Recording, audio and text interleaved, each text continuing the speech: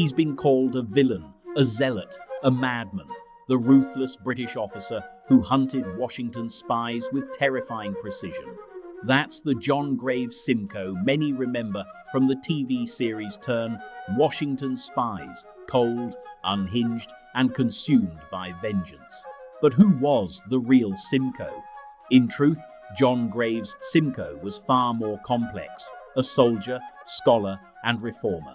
He commanded British troops with discipline and loyalty, yet later became one of the first voices in the British Empire to outlaw slavery.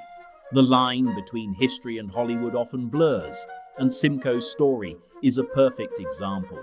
Behind the dramatized cruelty lies a man shaped by loss, ambition, and an unwavering sense of duty, a man history both misunderstood and overlooked. So today, let's separate the myth from the man and uncover the real John Graves Simcoe.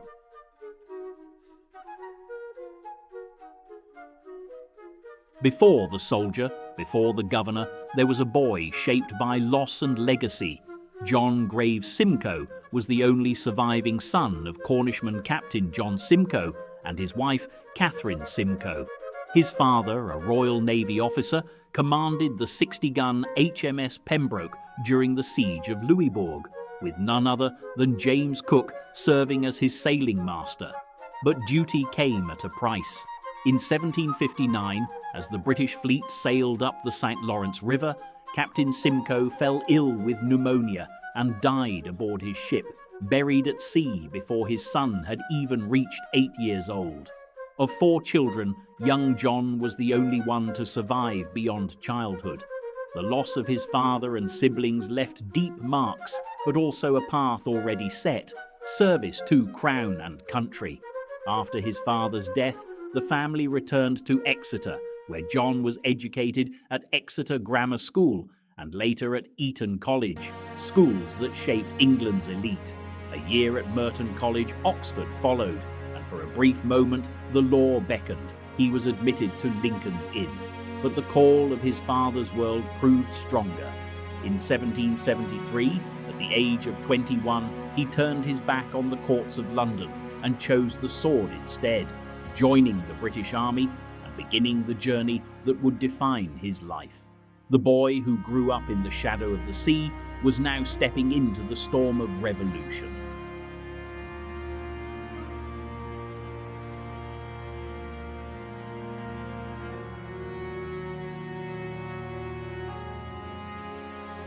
When John Graves Simcoe joined the British Army, the world was on the edge of rebellion. He received his first commission in 1770, joining the 35th Regiment of Foot, and soon found himself bound for the American colonies, a young officer stepping into the heart of a growing storm. By 1775, the spark had become a blaze. The American Revolution had begun, and Simcoe, like so many of his generation, was determined to defend the Empire's hold on its distant lands. He served with distinction at Bunker Hill, where British forces stormed the colonial defences outside Boston. It was a brutal initiation, close combat, heavy losses, and the grim realisation that this would not be a quick or easy war. Simcoe's courage and intellect did not go unnoticed. In 1777, he was given command of a newly formed unit, the Queen's Rangers, an elite corps of light infantry and cavalry. Under his leadership, they became one of the most effective loyalist units in the war, disciplined, swift, and deadly. To his men, Simcoe was a capable and daring commander. To the revolutionaries, he was a relentless adversary, the kind who struck hard, vanished fast, and left his mark behind. The campaign would test his endurance, his morality, and his view of what it meant to serve king and country. For John Graves Simcoe, America was both a proving ground and the crucible that would forge the man history would remember.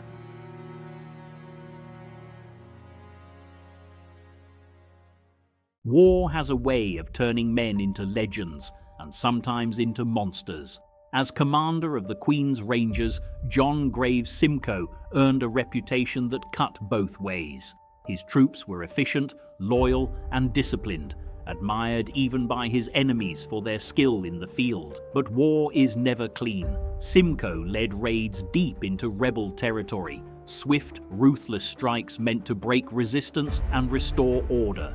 To the colonists, these actions painted him as a man without mercy, a ghost in the forest wearing green instead of red. Letters from the time describe him as a determined foe and one who never hesitated in duty. To his men, he was strict but fair. To his enemies, he was the face of British vengeance. Captured in 1779 and held as a prisoner of war, Simcoe's legend only grew. Whispers of cruelty, of cold-blooded acts, and of unbending loyalty spread through both armies. Some tales were true, others exaggerated by the fog of war. Centuries later, those rumors would evolve into fiction. The television series turned. Washington's Spies would transform him into a chilling villain, unstable, violent, almost inhuman. But the real Simcoe was more complex. He was a man of order and conviction, guided by the iron code of an 18th century officer, not the chaos of madness, but the discipline of duty. The truth, as always, lies somewhere between the myth and the man.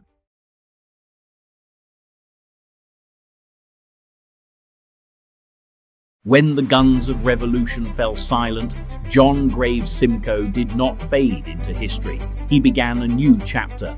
Returning to Britain after the war, he found an empire in transition, one seeking stability, justice, and a new moral compass. His service in America, though costly, had proven his loyalty and his skill as a leader. In 1791, Simcoe was appointed the first Lieutenant Governor of Upper Canada, what is now Ontario. It was a raw, untamed land filled with loyalist refugees who had fled the chaos of the Revolution. Here, Simcoe saw a chance to build something new, not just a colony, but a model of British law and order in the New World. And among his first acts was one that would define his legacy. In 1793, he passed the Act Against Slavery, making Upper Canada the first jurisdiction in the British Empire to move toward abolition. For a man once painted as a villain, it was a striking transformation, from the hunter of rebels to the champion of freedom. Simcoe envisioned a society governed by justice and morality, where the abuses of empire could be corrected, and where loyalty to the crown could coexist with human dignity. Yet even as he worked to shape this vision, his health began to fail. After years of service, he returned to England, where he died in 1806, far from the lands that had defined his life. The soldier who once fought to preserve the empire had helped reshape it, leaving behind not the memory of a monster, but the legacy of a man who changed with his times.